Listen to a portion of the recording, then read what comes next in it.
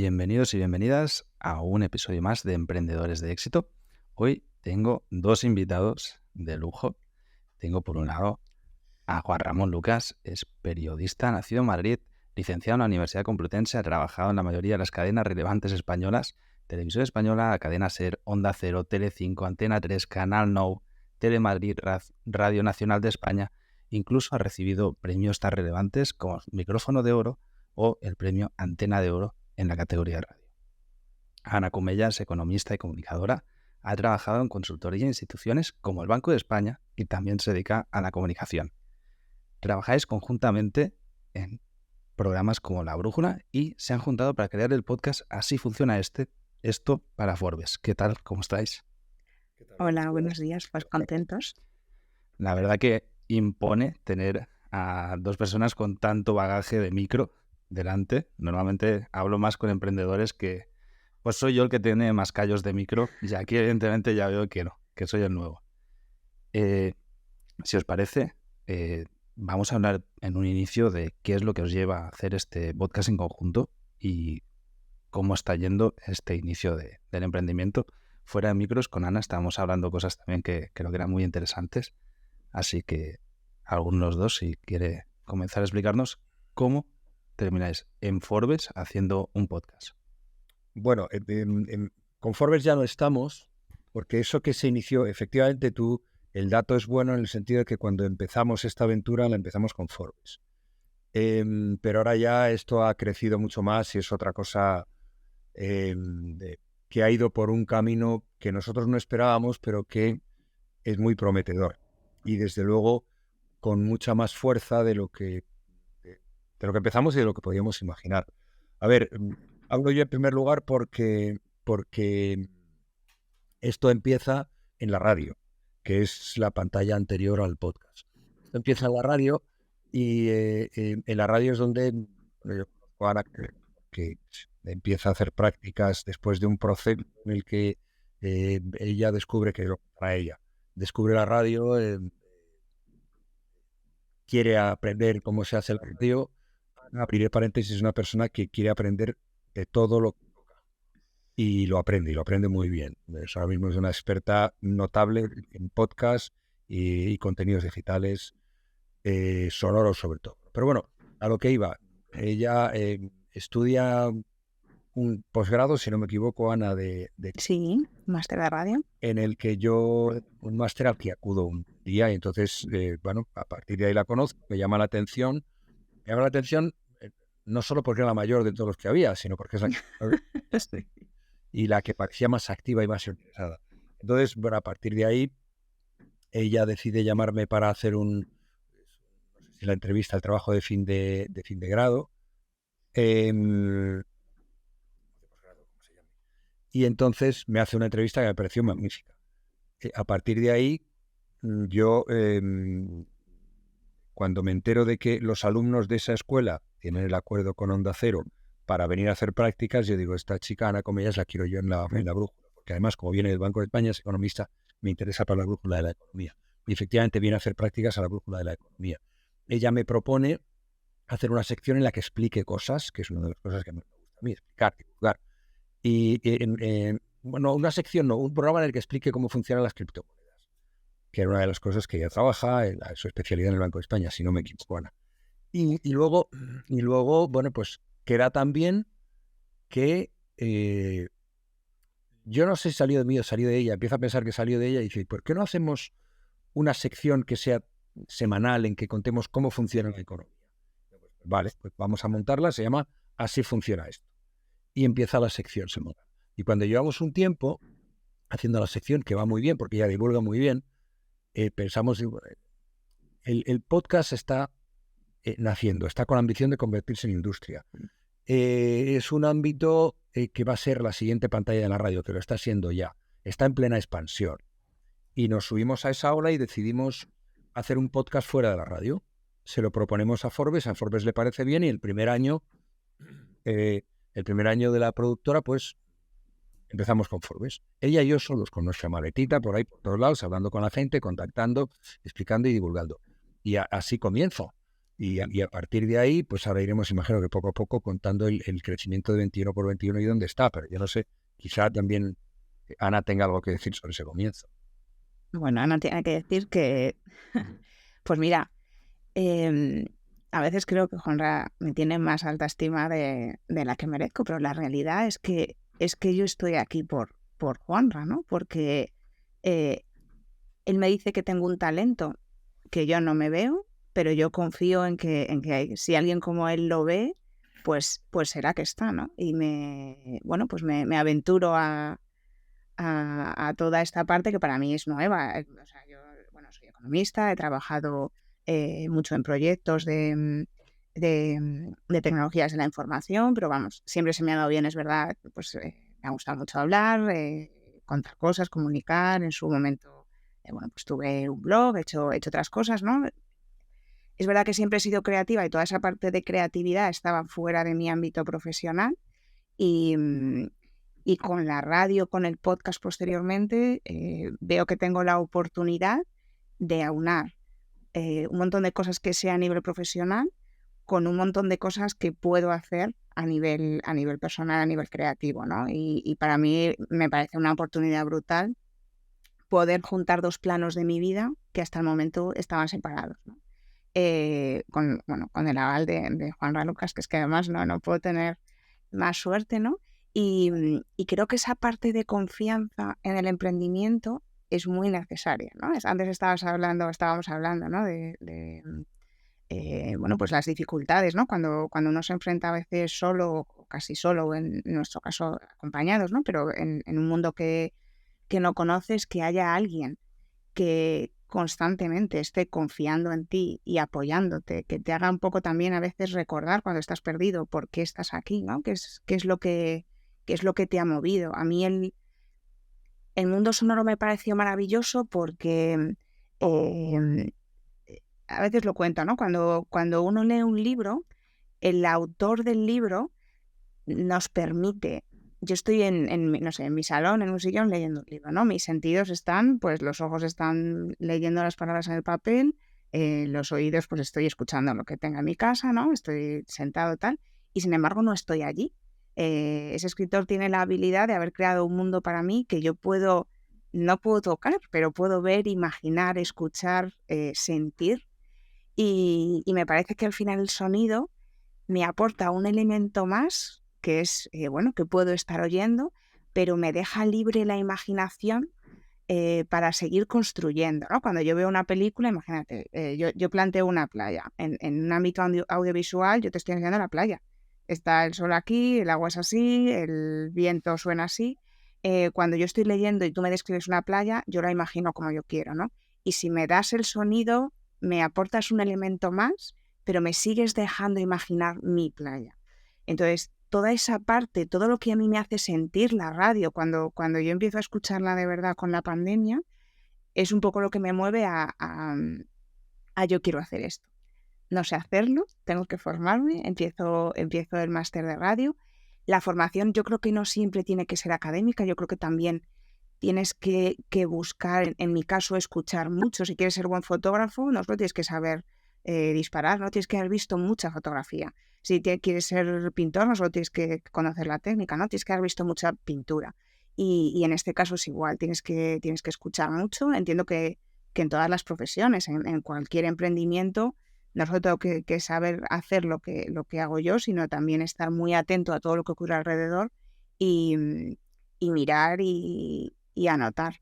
Entonces, nada, bueno, yo la verdad que en cuanto a la historia que ha contado Juanra, que es así, pues bueno, yo empecé a descubrir esos talentos que no sabía que tenía, que no creo que sean tan grandes como dicen por ahí, pero que es verdad que bueno, que gracias a esa confianza y a ese apoyo constante, en este caso de un socio como Juanra, que es capaz de verte mejor de lo que tú te ves muchas veces, pues ha sido muy importante para arrancar este proyecto.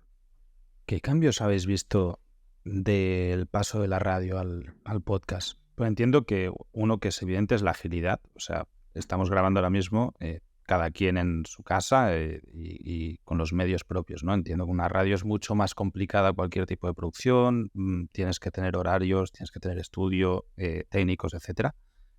Pero en cuanto a la difusión, que son dos maneras completamente diferentes de difundirlo, ¿cuáles creéis que son claves para el podcast que recomendaríais a alguien que está comenzando? Decirle, oye, cuando nosotros hemos experimentado en el podcast y esto ha sido la clave de la difusión de nuestro programa.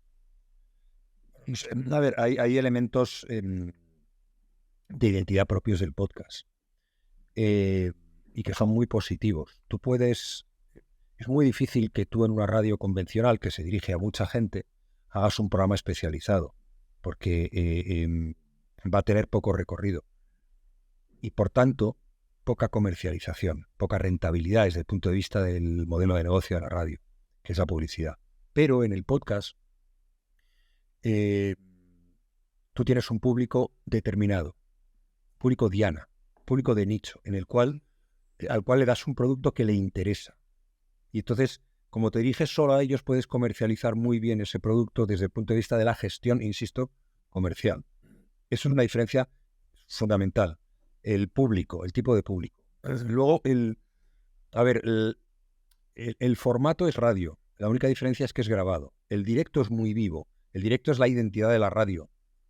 Pero el podcast puede ser más elaborado, mejor dirigido, con contenidos concretos y con mucha más presencia de la opinión de aquellas personas a quien se dirige, precisamente por eso que te estoy diciendo. O sea, yo en radio hablo a todo el mundo, en podcast hablas a la gente que le interesa. Y esa gente está tan interesada que te va a seguir en ese podcast, y si alguien está interesado a través tuyo en contar determinada historia, vender determinado producto, lo va a hacer también. Y además dirigiéndose a un público, que es el sueño de los publicitarios. A ver, ¿a quién te diriges de una manera precisa? Yo creo que ese es el elemento fundamental de ventaja de la radio. Porque todos los demás rasgos de carácter, salvo el directo, los tiene. Porque es la siguiente pantalla. Sí que hay una cosa. Me ha gustado mucho lo que has dicho, ¿no? De que el podcast fideliza mucho más porque es menos generalista. Para mí, podríamos decir que el podcast es a la radio lo que fueron los blogs al periódico en su día, ¿no? Es alguien que está hablando de algo muy nicho, que está hablando a un público muy concreto, entonces eso hace que conectes muchísimo más con la audiencia. Pero para vosotros, que habéis producido radio, la parte de la difusión es algo que realmente como persona que está en el programa no os preocupa en sí mismo, ¿no? Porque hay un equipo en la radio que es el que se encarga de difundir esto tanto de manera técnica, que es vía radio, como de la difusión, pues hablar con la publicidad, etcétera, etcétera, toda esta parte. En el podcast esto no existe, o sea, es algo que normalmente se tiene que hacer el propio autor. Y claro, compaginar estas dos cosas, una cosa es ser muy buen comunicador, hablar muy bien sobre un tema, y la otra es ser un emprendedor que tienes que también entender que te vas a tener que editar tú mismo o vas a subcontratar la edición de tu podcast, pero vas a tenerte que preocupar de esa difusión del contenido que estás haciendo, ¿no? ¿Cómo habéis visto este cambio vosotros y cómo lo habéis afrontado? Pues mira, nosotros nos hemos dado cuenta que yo creo que aplica a todos los negocios. Tú puedes tener un producto maravilloso y brillante, ¿vale? Pero si no eres capaz de darlo a conocer, pues se queda como un diamante enterrado en un camino, ¿no? Al final la gente va pasando sobre él y no se da cuenta de la riqueza que hay dentro. De hecho, nosotros 21x21 en la evolución empresarial que he ido teniendo y un poco la búsqueda de socios que complementen un poco nuestras fortalezas, ¿no? Lo que aportamos Juanra y yo ha sido también una de nuestras últimas alianzas, si quieres verlo así, ¿no? El contar con gente especialista en marketing digital que nos pueda ayudar precisamente a difundir ese podcast, porque bueno, pues, hemos tenido a veces productos que nos han parecido de verdad chulísimos en otros proyectos que hemos hecho, entrevistas súper potentes, etcétera, pero el hecho de publicarlo, digo publicarlo en el caso del podcast, supongo que si abro una tienda, el hecho de tener un escaparate bonito y abrir una tienda, o si tengo un restaurante, el hecho de levantar la persiana, no hace que la gente sepa todo lo bueno que hay dentro, ¿no? Tienes que tienes que utilizar pues las redes sociales, medios convencionales también, las herramientas que te dan las propias plataformas para publicitarte, para pues bueno, pues para ir consiguiendo esa audiencia y llegar a la gente. Nosotros sí que es verdad que nuestro podcast de origen Así Funciona Esto, que como te decía Juanra, pues al final optamos también por entrar en el podcast porque otra de las características que tiene la radio es que el tiempo está muy tasado. Tú tienes, nosotros había una sección, de hecho además, bueno, como anécdota, cuando yo era becaria y empecé con el proyecto de explicar el dinero y las criptomonedas, Juanra me decía 3 minutos. Y claro, yo me volvía como, o sea, 3 minutos, es que en 3 minutos solo digo, buenas noches, ¿qué tal estás?, ¿no? Y teníamos ahí como unas tensiones porque yo era incapaz muchas veces de en 3 minutos, ¿no? Poder hacer y decir lo que quería decir. Luego vas aprendiendo también a que realmente hay mensajes que son muy potentes que efectivamente los puedes decir en 3 minutos. No necesitas, o sea, lo que tienes que hacer es como un trabajo más elaborado de tener más claro lo que vas a contar, ¿no? Pero bueno, el podcast me permite que en vez de ser 3 minutos o 10 minutos, que luego cuando tuve la sección me pareció, un lujazo de tiempo. Pero te parecía poco incluso. Había veces que sí, es que hay temas que son muy interesantes. El caso es que el podcast, pues tiene otras duraciones, ¿no? Y me permite introducir otros elementos que en la radio, como es el directo, pues tampoco permite una elaboración sonora de, no lo sé, nosotros, Así Funciona Esto, nos ha permitido tener un banco de pruebas nuestro en el que poder probar, pues introducir determinados sonidos, hacer pequeñas ficciones sonoras en cada episodio, probar grabar en un sitio, en otro, mezclar cosas. Bueno, es nuestro, ¿no? Nos arriesgamos, que es una parte también del emprendimiento. Tenemos nuestro banco de pruebas y ahí, por ejemplo, el crecimiento ha sido totalmente orgánico. A mí me sorprendió cuando lanzamos Así Funciona Esto la necesidad social que hay de entender la economía, que es, es el leitmotiv del proyecto, ¿no? La economía no es algo que nos sea ajeno, todos somos agentes económicos, por muy pequeños que nos consideremos, tomamos decisiones de compra, de inversión, nos cobran impuestos, tenemos que decidir si consumir una cosa o la otra, nos afecta la inflación, nos afectan las cotizaciones a nuestras pensiones, etcétera, y necesitamos entenderlo, ¿no? Y cosas que en una profesión se dan por sabidas, pues en el resto no. Yo tampoco sé cambiar un enchufe, y para un electricista me dirá como pues está tirado, ¿no? Entonces todo ese enriquecimiento, esas pruebas, ese ver cómo funciona, nos lo ha permitido hacer Así Funciona Esto para luego aplicarlo a nuestros clientes, ¿no? A empresas que quieren hacer un podcast, que quieren comunicar, que quieren hacer contenido de marca, etcétera. Pues ese aprendizaje en carne propia nos ha permitido luego poder aplicarlo. El tema de la economía aquí en esta serie de podcasts es algo recurrente y coincidimos la mayoría de los que estamos aquí en que es lamentable que en la educación convencional no se enseñe algo tan básico como leer una nómina o hacer la declaración de renta, que es algo que todo el mundo va a tener que hacer absolutamente siempre. Entonces coincido completamente en que un podcast de economía bien llevado y que baje a tierra los conceptos económicos del día a día tiene muchas posibilidades de ser un buen éxito. Me gustaría que me explicarais el modelo de negocio del podcast en sí mismo. Es decir, yo por Pregunta del millón, ¿no? Yo llevo 800 episodios de podcast grabados, son ya unos cuantos entre los diferentes programas, y entiendo que para mí es un altavoz de mi propia marca personal, donde luego pues tenemos membresía, cursos, formación, lo que sea. Cuando el modelo es el podcast en sí mismo, como por ejemplo la productora que estáis hablando, ¿no? 21x21 al final es una productora de podcast que tiene diferentes programas y Así Funciona Esto es uno de ellos, de la productora. Cuando el modelo es la venta de espacios publicitarios, que sería el negocio convencional de la radio, o la producción de podcast hacia empresa, entiendo que son estas dos vías. Aquí, como bien has dicho, si vosotros dos producís, necesitáis una pata que es la del marketing, ¿no? La de la persona que está constantemente, no únicamente conectando con empresa que quiera que le produzcan el podcast, sino también con elementos de difusión, con espacios publicitarios, con la venta de estos espacios publicitarios, etcétera. ¿Cómo lo encaráis esto como un emprendimiento en sí mismo? Disculpa la interrupción. Si te gusta este tipo de contenido y espero que estés aprendiendo un montón, que sepas que hemos entrevistado a 52 emprendedores de éxito. Este año he sacado un montón de aprendizajes y todo ello lo he transcrito y resumido y analizado en el libro Emprendedores de éxito. Tienes el enlace en las notas del programa. Bueno, a ver, el modelo de negocio es curioso porque el podcast crece a una velocidad endemoniada y con una enorme fuerza, pero el modelo de negocio todavía no está claro. ¿Por qué? Porque al final el podcast es un territorio en el que cualquiera puede tener ubicación. Entonces hay un montón de gente que hace podcast de muchas clases, entonces hay muchísimos donde elegir. Las marcas, imagino que se desconciertan. Hasta ahora, ¿quién viene avanzando? Viene avanzando quien tiene mucha repercusión, normalmente podcasts que salen de medios de radios, de programas de radio, o podcasts que por la razón que sea, porque había pocos en ese momento, o porque han sabido tocar la tecla, han tenido una enorme repercusión popular. Entonces, el modelo de negocio es, fíjate, no es el podcast, sino el espectáculo en torno al podcast. Entonces, van las chicas estirando el chicle al Within Center y lo llenan. Vale, ya está. Cobras entrada y ya está. La repercusión por una parte es ese camino.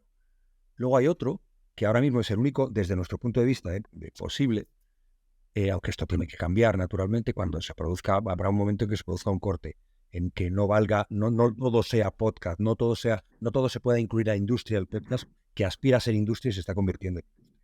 Entonces, el otro es el modelo de negocio, hacer contenido de marca, contenido para marcas. De hecho, el último premio Ondas de podcast se lo ha llevado el autor de un podcast que lo hace para una marca, que es Santander, Banco Santander, y un podcast brillantísimo de Manuel Bartual, que es Titania. Titania es una historia, Titania es una peli, pero es un branded content de una determinada marca, que en este caso es el Santander. Nosotros, uno de los productos que tenemos es un producto que está funcionando para Central Lechera Asturiana, que es un recorrido por Asturias, en el que se muestran las Asturias de los valores que esa marca quiere impulsar. O, por ejemplo, en estos días, poniendo en marcha uno que se llama Cruzando el Puente, que es de la Universidad Europea. Y que son... Lo estrenamos hoy. Hombre, enhorabuena. Diálogos con chicos y chicas que han salido de allí y que son emprendedores, por cierto, muchos de ellos, la mayoría, y que tienen unas historias fantásticas, que conectan con los valores de la Universidad Europea. Entonces, ahora mismo yo creo que la propuesta de negocio que tiene más calado, más vital, la que funciona realmente, es esa, es el branded content, el contenido de marca, en el que determinadas marcas crean productos. Puede ser entrevistas, que pueden ser reportajes, que puede ser ficción. Yo personalmente creo que la ficción es de lo que mejor funciona, con sus propios valores. Ahí está, por ejemplo, y vuelvo a repetir, el de Central Lechera Asturiana que tenemos, o el Cruzar el Puente, o ese premiado de Bartual del Santander de Titania.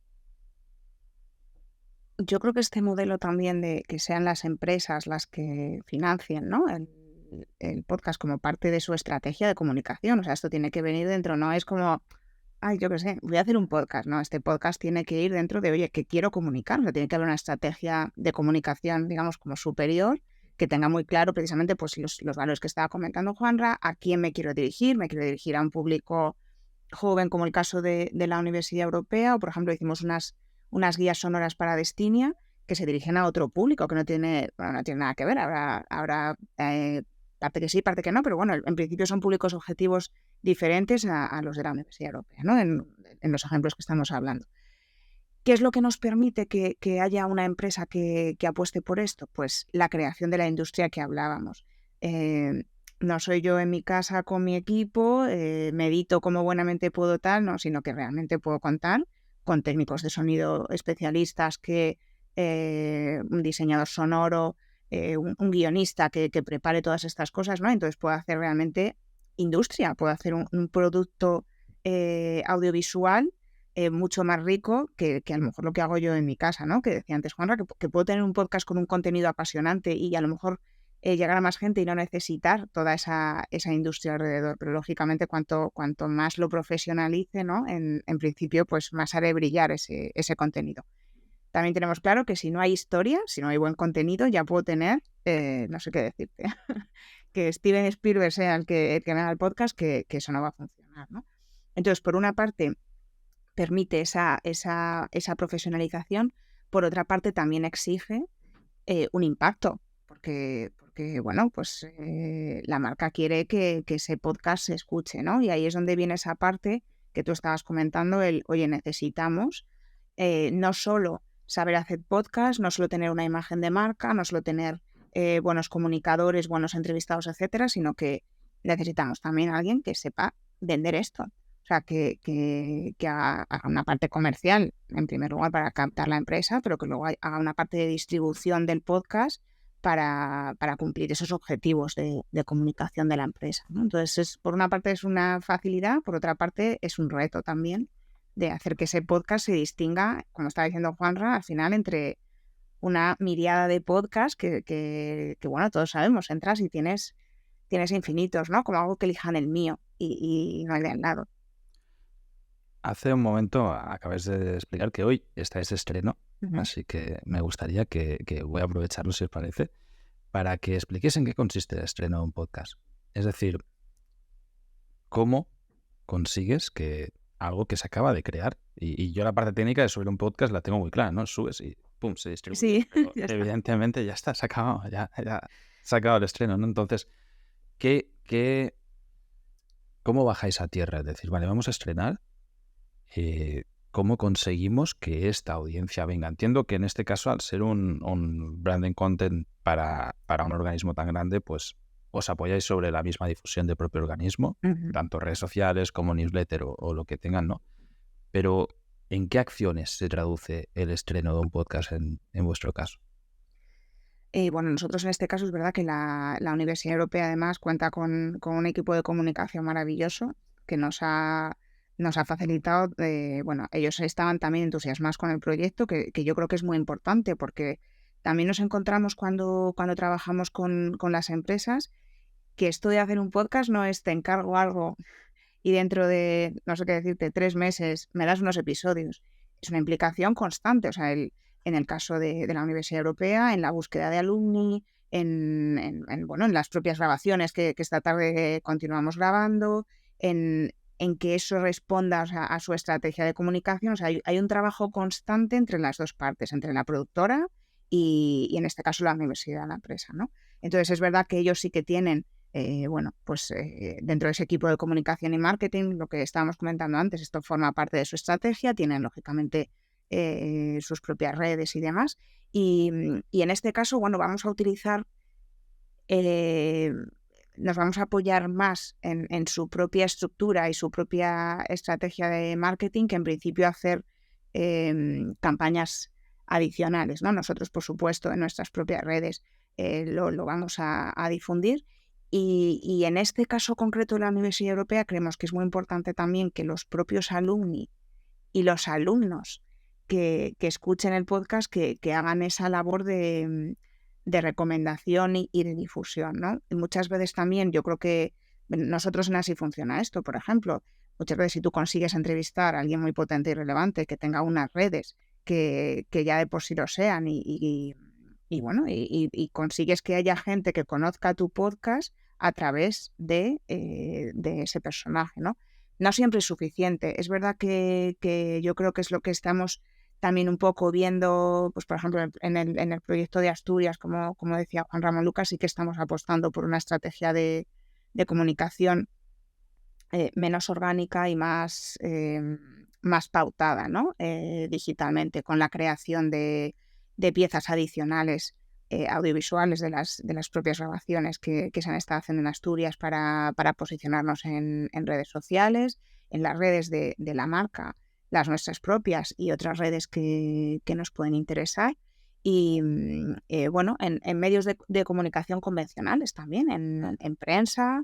Estamos buscando un acuerdo con Prensa Ibérica precisamente para poder difundir los contenidos que nosotros hagamos como productora para para Asturias o para cualquier otro proyecto que pueda interesar.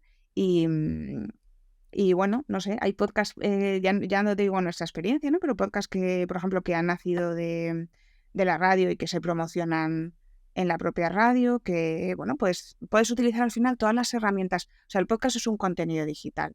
Yo creo que hay que utilizar todas las herramientas digitales que tenemos a disposición y ir donde está el cliente. O sea, si yo tengo un podcast de baloncesto, pues es que a lo mejor me tengo que promocionar no lo sé, en una página web que esté dedicada al deporte, ¿no? No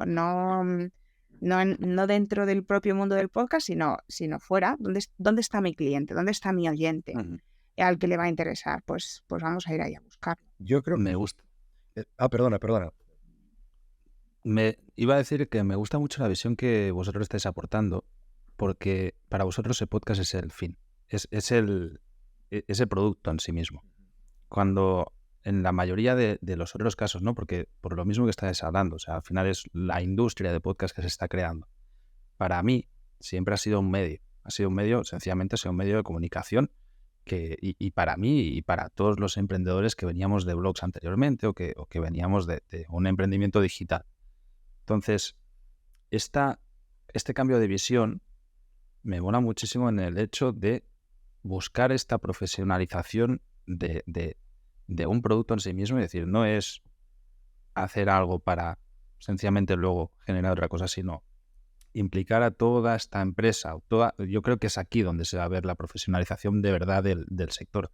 Lo mismo pasó en YouTube también en sus inicios. O sea, YouTube empezó gente a crear contenido sencillamente pues para crear el contenido y llegó un momento en el que se generó tal foco de comunicación que empezaron a vender ese contenido en sí mismo. O sea, eran ya las marcas que empezaban a comprar el contenido.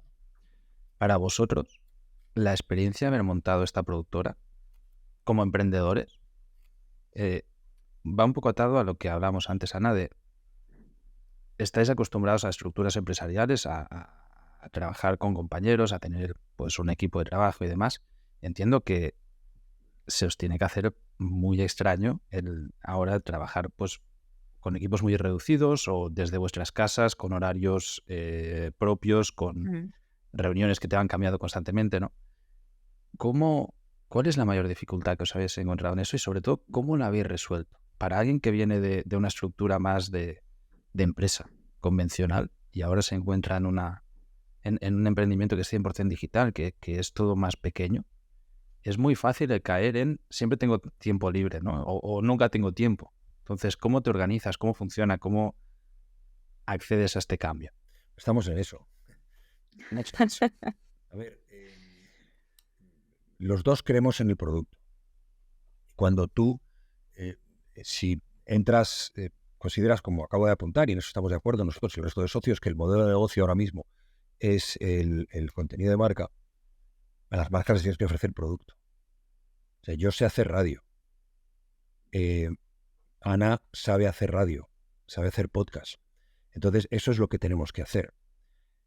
En un momento determinado, nosotros tenemos la oportunidad de ampliar de ampliar 21x21 hacia el territorio del marketing digital, en el sentido de posicionamiento digital, y algo más comercial. ¿Por qué? Porque tenemos que embedarnos a las empresas, abrirnos a las empresas, ofrecer un producto a las empresas, pero siempre producto. Para nosotros eso es lo fundamental, es como en los grandes restaurantes. Tú puedes tener un 3 estrellas Michelin, tener unas ideas maravillosas, venderlas como quieras, pero si no tienes producto no va a ir nadie y no eres nada. Entonces nosotros creemos en el podcast. Creemos que el podcast tiene una revolución pendiente, pero la revolución pasa por los contenidos, pasa por la calidad en los contenidos, la cualificación de los profesionales que crean esos contenidos. El podcast como industria solo puede serlo si hay una calidad en el producto. Y luego todo lo demás. Pero lo primero es la calidad en el producto. Y eso para mí es casi obsesivo. Casi obsesivo. Juanra, ¿y no crees que os podéis encontrar en que terminéis siendo una agencia de contenido? Sencillamente porque es algo que muy probablemente los clientes busquen. Es decir, si tú eres una productora de podcast especializada en un único producto, pero a la vez el mismo cliente te pide pues entradas para blog, reels para redes sociales, etcétera, ¿no? Al final da igual. Contenido diferente. Claro, ¿no crees que os puede hacer crecer demasiado en muchas áreas y eso al final pues también o buscas alianzas externas o va a ir en detrimento de la calidad del producto? Porque como bien dices, hacéis muy bien podcast, pero eso no significa que también hagáis muy bien contenido para blogs, por ejemplo, que seguro que también lo haréis, ¿eh? Pero eso forma parte de lo que tenemos en perspectiva. Claro que sí, lo tenemos en perspectiva. Ahora nosotros llevamos en una crisis de crecimiento Permanente. porque 21x21 nace hace 2 años y ha sido una crisis constante. ¿Por qué? Porque estamos constantemente creciendo, descubriendo, atendiendo, mirando, investigando. Entonces, bueno, pues sí, no sé en qué nos convertiremos, pero desde luego ahora somos mucho más grandes que cuando empezamos. Y ahora tenemos más clientes potenciales que cuando empezamos. Y esos clientes es verdad que no solo le ofrecemos el contenido podcast, sino que le ofrecemos el apoyo, como decía antes Ana, que pasa con Central Lechera Asturiana, audiovisual, a través de redes sociales, lo que es el posicionamiento. Y en el futuro, pues a lo mejor podremos ofrecer algo más amplio en comunicación, pero de momento hacemos contenido digital y el posicionamiento en la medida de lo posible. ¿Que van a llegar más cosas? Pues seguramente. A mí nadie me podría decir, y Ana tampoco, hace 2 años que ahora estaríamos donde estamos, con las perspectivas que tenemos, con la empresa afincada en Asturias, con clientes asturianos, con alianzas que pueden ser importantísimas para la difusión de contenidos e incluso para la creación de contenidos más allá del podcast. Estamos preparados para todo y tratamos de gestionarlo con esa mirada. No sé si se responde tu pregunta, Carlos. Sí, pero me gustaría Yo también... de todas formas me estoy apuntando muchas cosas, luego no se me va a acordar. Pero vosotros seguid. Hago No, termina, Carlos. una pregunta rápida porque me interesa mucho, que es algo que veo muchísimo y que yo mismo he padecido como emprendedor, ¿no? En el momento en el que, como bien decís, lleváis 2 años, esto va a toda hostia, va creciendo, va creciendo, va creciendo y pues vas generando equipo, vas generando estructura, vas creando cada vez más servicios o bueno, vas creciendo a la velocidad que te está pidiendo el mercado y a la que tú puedes. Pero algo que sucede normalmente en los emprendedores, sobre todo cuando son de proyectos creativos, que es como vuestro perfil, ¿no? Que sois personas creativas, es que este mismo crecimiento llega un momento, esta vorágine, que sin querer te mata a ti mismo, porque tú ya pasas a destinar todo tu tiempo a la gestión del equipo, a la gestión de 1000 problemas, del propio crecimiento que ha vivido, ¿no? Porque no te has convertido en una empresa, no tienes una estructura de departamentos jerárquica que baja y a la que tú puedes dirigir, sino que sencillamente tienes a muchos colaboradores o internos a los que necesitas gestionar para la propia empresa, ¿no? O para el propio funcionamiento del emprendimiento en este caso. ¿Tenéis algún plan de contingencia sobre esto? Porque entiendo que es algo que os va a pasar o si no se está pasando ya. Entonces, mira, se me hace muy curioso. Yo creo que voy a responder al hilo de esta pregunta a muchas cosas que tenía en la cabeza, o sea, que me han ido surgiendo según estáis hablando, Juanra y tú. Para nosotros, o al menos para mí, ese es el reto, ¿vale? Tú lo decías al principio, yo para mí, cuando yo pedí una excedencia en el Banco de España, todo el mundo me decía que era muy valiente, yo no me consideraba tan valiente y luego, cuando me he enfrentado al día a día, no es que sea valiente, es que vamos, en Gryffindor sería la primera en entrar, ¿no? Por valentía. Me he enfrentado a muchos retos que es verdad que no eres muy consciente cuando empiezas este camino, ¿no? Mira, para mí uno de ellos que hablabas, y ahora voy a ir a responder a tu pregunta. Uno de los que hablabas para mí fue la soledad. Yo siempre he trabajado en empresas más o menos grandes y siempre hay compañeros de trabajo, ¿no? Que te dan un apoyo, pues bueno, que en un momento dado tú puedes pensar en voz alta y que alguien te aporte, te apoye, te contradiga. Bueno, pues aquí tienes que decidir todo tú solo. Es como lo pongo azul o lo pongo verde. Pues es que lo tienes que decidir tú, ¿no? Esa es una parte que a mí al principio me costaba.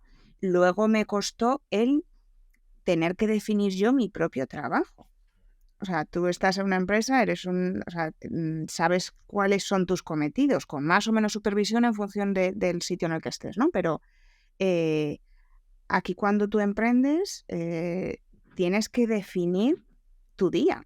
Vale, tengo que dedicar tanto tiempo, pues no sé, a preparar un guión, ¿no? Pero luego también tienes que estar pendiente de la parte comercial. Oye, ¿qué voy a hacer para que me conozcan las empresas a las que yo les quiero ofrecer mi producto, ¿no? Y toda esa parte que son un montón de áreas de la empresa que tienes que gestionar, ya no digo tú solo, o con poquita gente, ¿no?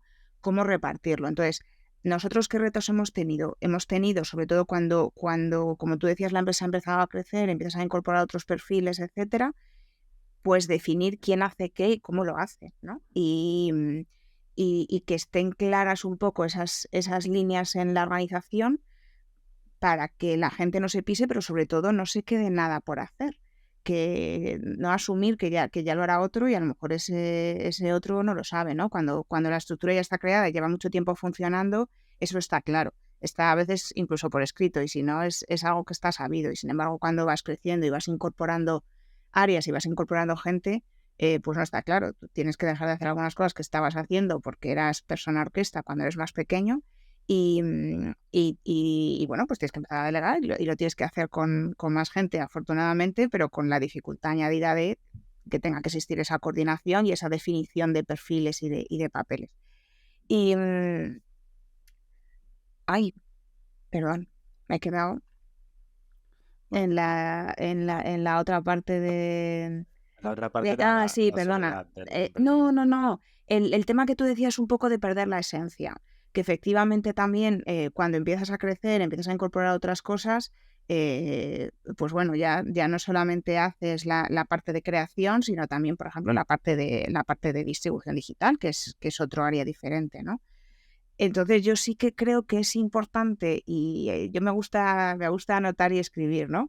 Y tengo diferentes documentos donde he ido escribiendo un poco las cosas, o sea, nuestra esencia, las cosas que veíamos Juanra y yo, ¿no? Porque estamos aquí, qué queremos hacer, qué tal. Entonces yo creo que también es importante cuando uno crece no perder de vista pues esos objetivos iniciales, ¿no? El por qué estamos aquí, lo que decía Juanra antes, ¿no? No, para mí es muy importante que el contenido sea bueno, que esté bien ejecutado, que tal. Entonces, esa es una visión de la empresa, es uno de tus valores y lo tienes que tener presente, yo creo que por mucho que crezcas, o sea, a menos que se demuestre que eso no funciona y que de verdad que no pasa nada, te los replanteas, ¿no? Oye, ¿estos objetivos siguen siendo válidos? Sí, pues si siguen siendo válidos no nos podemos alejar mucho de ellos.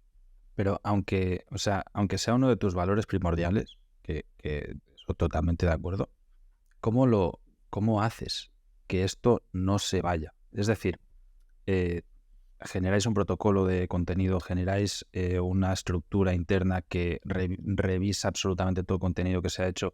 A eso me refiero en el momento en el que ya no tienes una empresa y eres muy pequeñito, esta misma vorágine hace muchas veces que des por sentado que el contenido ha salido bien a la primera, o que des por sentado un montón de cosas, o que se te vaya la cabeza la visión de algunas otras, ¿no?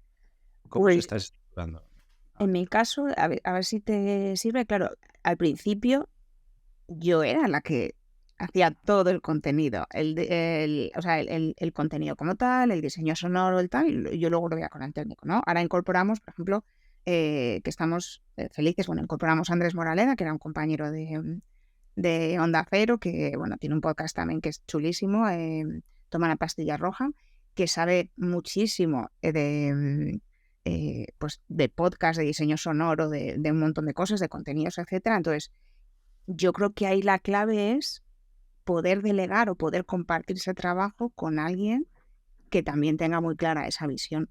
Y entonces que te permita, o sea, ya no puedo estar en todo el contenido de principio a fin, pero sé que tengo un colaborador con mucho talento en el que yo puedo delegar una parte de ese contenido y aunque luego, lógicamente, pues haya una supervisión, una revisión, veamos cosas, etcétera, saber que eso está en buenas manos y que puedo dedicar mi tiempo a otras labores que a lo mejor no son las iniciales, pero ahora hacen falta precisamente porque la empresa ha crecido. Claro, ahí mira, hay una cosa, nosotros trabajamos en Madrid y en Asturias. La empresa está sentada en Asturias y estamos abriendo camino en la zona de las cuencas mineras, tal. Entonces, en Asturias hay gente trabajando en el podcast y hay gente trabajando en los contenidos y en la gestión. Entonces, en principio, claro, trabajamos de una forma con un organigrama concreto y con alguien que es responsable de contenidos, con alguien que es responsable de la supervisión, con alguien que es responsable de la gestión y de la venta. Es decir, nosotros tenemos ahora una estructura que sobre el papel nos permite trabajar de manera organizada. Hay elementos que siempre se pueden mejorar y que son fundamentales en todo caso, que es la comunicación y que es la confianza en la gente. El trabajo en equipo consiste básicamente en que cada uno sabe lo que tiene que hacer y se hace responsable de lo suyo. Entonces nosotros, al ir creciendo, obviamente, tú tienes que dejar todo eso muy bien sentado. ¿Quién manda? ¿Sobre qué? ¿Haciendo qué? ¿Quién hace esto y quién hace lo otro? Entonces todo eso es un proceso que no se consigue en un día. Estamos en ello, de hecho. Para mí es uno de los mayores retos. Claro, y es fundamental. Es fundamental el producto y es fundamental la organización. Es fundamental el contenido y lo que tú ofrezcas y son fundamentales los procesos.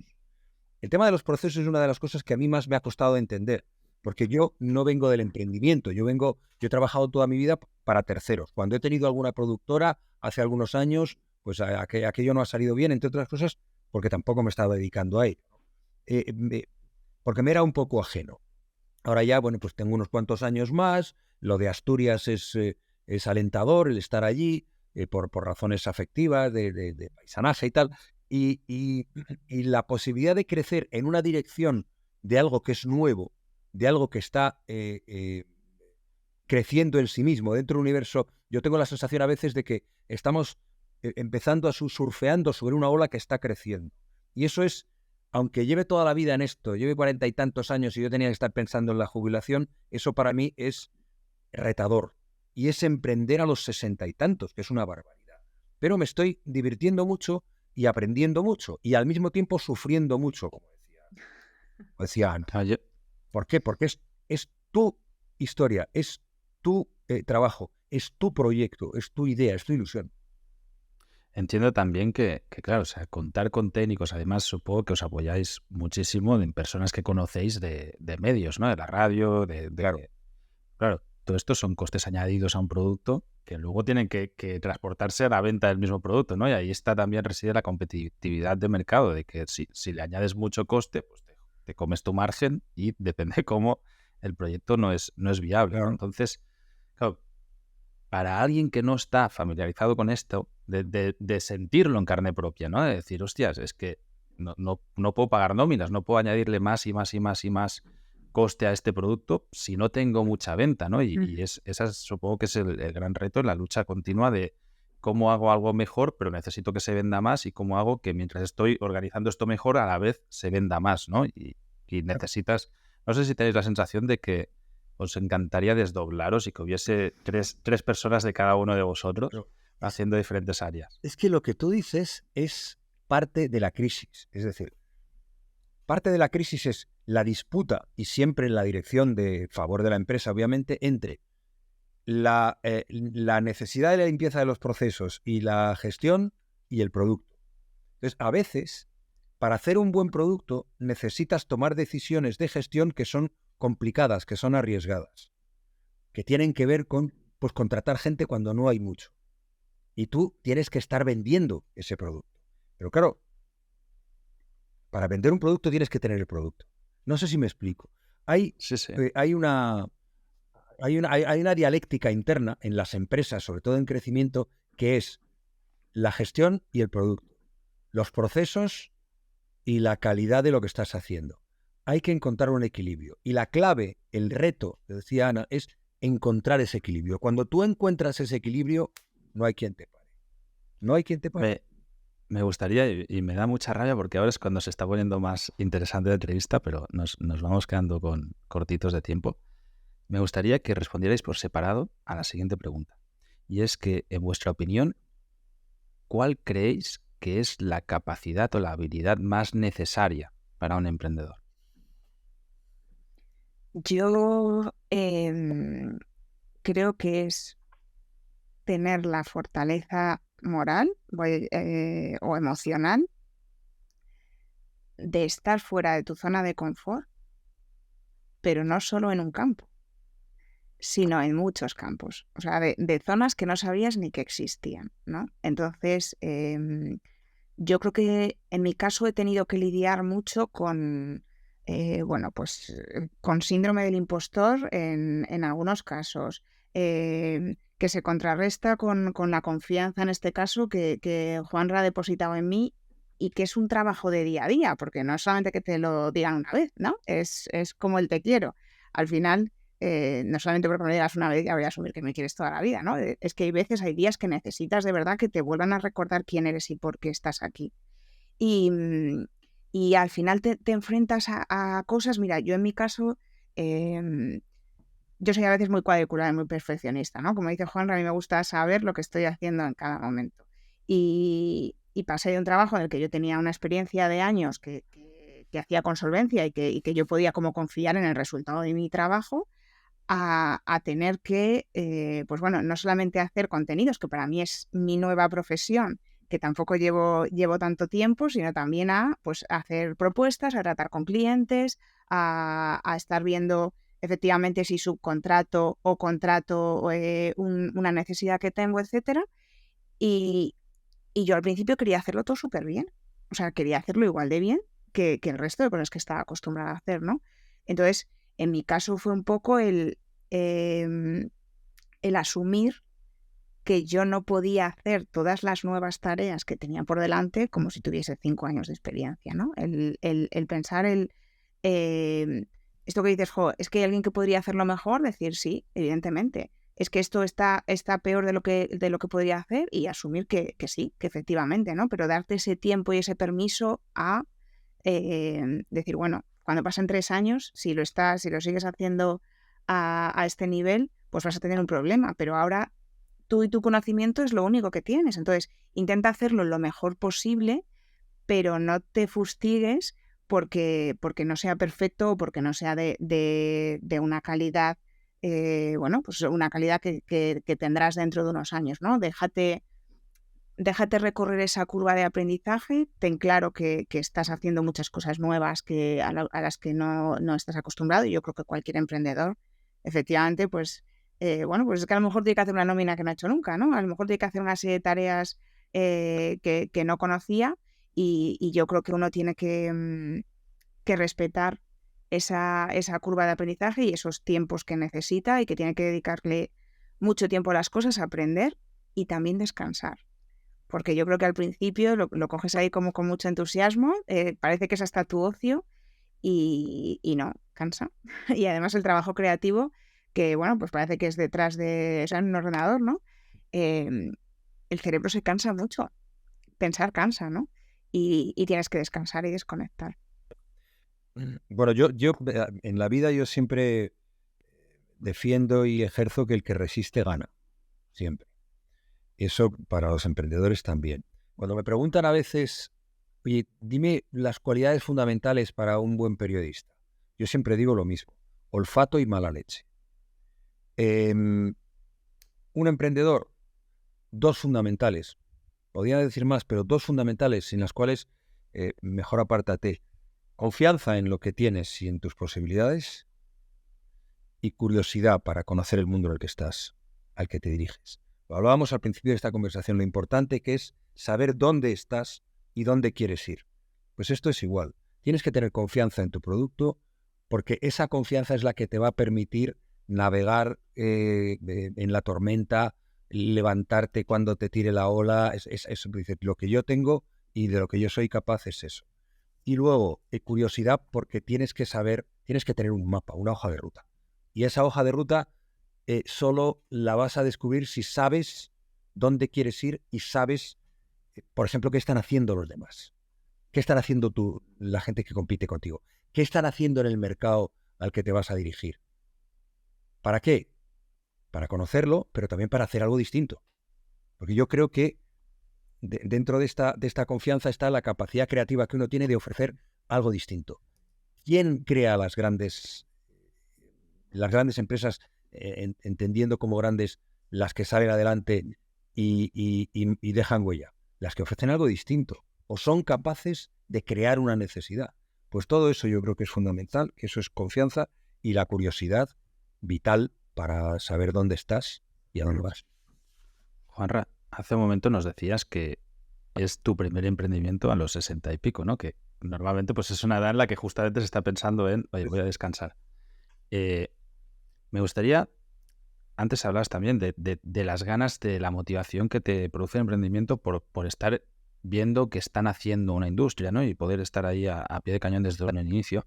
Me gustaría, si no te importa, preguntarte a nivel personal, o sea, ¿qué es lo que te lleva a emprender, independientemente de la industria en la que estamos hablando, que entiendo que evidentemente tiene relación con toda tu carrera profesional, sino a nivel personal, es decir, hostia, ahora que podría no hacerlo y dedicarme a 1000 historias, y viendo ya el berenjenal en el que supone un emprendimiento, ¿qué es lo que te ha aportado y el motivo real de por qué te has querido meter en todo esto, ¿no? A ver, me aporta quebraderos de cabeza, algunos disgustos, pero sobre todo la alegría de hacer algo que a mí me gusta hacer, que disfruto haciendo. Cuando sale el podcast hoy, a mí me gusta verlo y saber. En ese sentido, yo creo que lo comparto con Ana. Nos gusta mucho nuestro trabajo, nos gusta mucho crear, nos gusta mucho hablar. El micrófono, para mí, ahora no tengo uno, porque no estoy en casa, me pilláis en una situación un poco provisional fuera de casa y tal, pero me gusta el micrófono, me gusta hablarle al micrófono. No sé muy bien, porque la respuesta a esa pregunta es la misma que debería responder y no lo he podido hacer en 45 años. ¿Por qué te dedicas a esto? Porque eres del Atleti. Es decir, no hay una respuesta clara. ¿Por qué me dedico al periodismo? Porque me gusta contar cosas. ¿Por qué me lío en esto ahora? Pues a lo mejor porque la jubilación ideal que yo tengo, que la que yo quiero estar en Asturias con mis caballos y escribiendo novelas, pues como todavía no ha llegado como yo quiero, pues tengo que seguir trabajándomela. ¿Cómo? Pues a lo mejor poniendo en pie en Asturias, haciendo un producto que desde allí puede seguir haciéndose a todo el mundo. Pero básicamente, por no enrollarme mucho, yo creo que hay una necesidad de seguir haciendo cosas, a pesar de la edad. Yo tengo compañeros que tienen 70 y tantos años y siguen trabajando en esto del micrófono. La necesidad de seguir haciendo cosas porque quieres hacerlas y luego quizá una manera de prepararte un final de tu carrera profesional de una forma holgada, que te digas, bueno, pues ya no me tengo que preocupar ni yo ni mis hijos de nada. ¿Que eso me lo va a dar lo que tengo ahora? Probablemente no, pero eso quizás respondería a la primera parte. A la otra parte quizás responda a la búsqueda de, bueno, a ver qué hago ahora que sea nuevo, que sea distinto y que me permita decir, joder, lo has hecho definitivamente y ya te puedes retirar. No sé si me explico, pero es que a mí me resulta muy difícil explicar de una manera racional algo que para mí es tan visceral, tan de amor, tan Sí. mental. Si puedo complementar, ahora que conozco al... No, fatal, disculpadme, pero en fin. No, porque yo creo que es una pregunta difícil. Yo cuando conocí a Juanra, y creo que tenemos un poco, bueno, y Juanra es joven, vamos, pero que tenemos un poco prejuicio de la edad. O sea, pensamos que hay una determinada edad en la que ya no, ¿sabes? Como que ya lo que quieres es pasear al perro, y no es verdad. Entonces, cuando aquella famosa entrevista de Juan Ramón Lucas, cuando realmente hubo ese clic, ¿no? Esa conexión que tuvimos ambos, a mí me fascinó la energía de Juan Ramón Lucas, ¿no? Esas ganas de hacer cosas, que es que no creo que se pasen a los 60, ni a los 70, ni a ninguna edad, ¿no? Va un poco con la persona. Entonces, Juanra siempre habla de futuro. Juanra habla de proyectos. Juanra se mete en cosas que le ilusionan, ¿no? Y entonces yo creo que ahí hemos encontrado como dos ilusiones que han encontrado un camino propio y que yo creo que quizá va más en la persona que en la edad.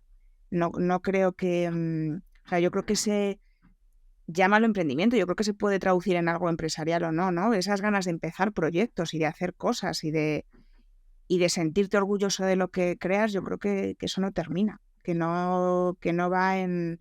Luego, además, bueno, hace poco conocí a los padres de Juanra y comprendí por qué Juanra es así. Es que ellos con 94 y 89 años que tienen la misma ilusión por hacer cosas nuevas y por contarte y por conocerte y por vivir que yo, que tengo 46. O sea, que yo creo que eso además a mí me alienta mucho, porque yo creo que efectivamente pensamos que uno se va haciendo mayor y va perdiendo ilusión, y no. Uno se va haciendo mayor y mantiene la ilusión, o la cambiará, o no lo sé, ahí podrá decir más Juanra, ¿no? Pero yo creo que él está en esto porque él es así, él es ilusión y es nuevo proyecto. Yo creo que cualquier emprendedor, si se lo piensa mucho, no lo hace. Es decir, al final es algo que sale de dentro, de decir, mira, tengo ganas de crear algo, es verdad. O sea, si tú lo haces de manera racional, dices, no. O sea, bueno, en muchísimos casos, ¿no?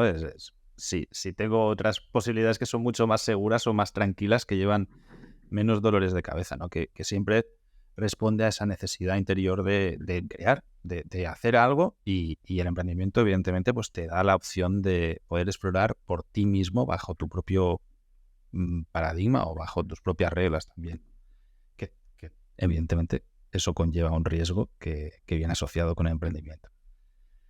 Chicos, me ha encantado la entrevista. Muchísimas gracias. Que hayáis disfrutado este viaje. Para terminar, os pediré también una breve pregunta a cada uno de vosotros. Si tuvierais la opción de poner una pancarta muy visible en la Gran Vía de Madrid, en un sitio que viera mucha gente, con un mensaje vuestro, ¿qué pondríais en él? Juanra, si te pareces, empiezas tú. A ver, es que no quiero que suene a tu ayuda facilona, ¿no? Pero yo creo que es fundamental que uno crea en sí mismo. La única forma de conseguir la paz interior, que realmente lo que vale, es creer en uno mismo y en lo que haces. Ser coherente entre lo que haces, lo que dices, lo que piensas y lo que sientes. Es muy difícil, por eso ahí está el equilibrio, ¿no? Cree en ti.